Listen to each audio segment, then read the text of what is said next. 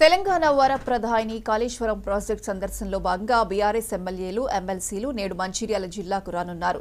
మేడిగడ్డ బ్యారేజ్ను సందర్శించిన అనంతరం క్యాతన్పల్లిలోని మాజీ ఎమ్మెల్యే బల్కా సుమన్ నివాసానికి చేరుకోనున్నారు. ఇక అక్కడ మధ్యాహ్న భోజనం చేయనున్నారు. ఈ సందర్భంగా బీఆర్ఎస్ వర్కింగ్ ప్రెసిడెంట్ కేటీఆర్, మాజీ మంత్రి హరీష్ రావు అధ్యక్షతన మీడియా సమావేశం నిర్వహించనున్నట్లు బీఆర్ఎస్ జిల్లా పార్టీ వర్గాలు చెబుతున్నాయి.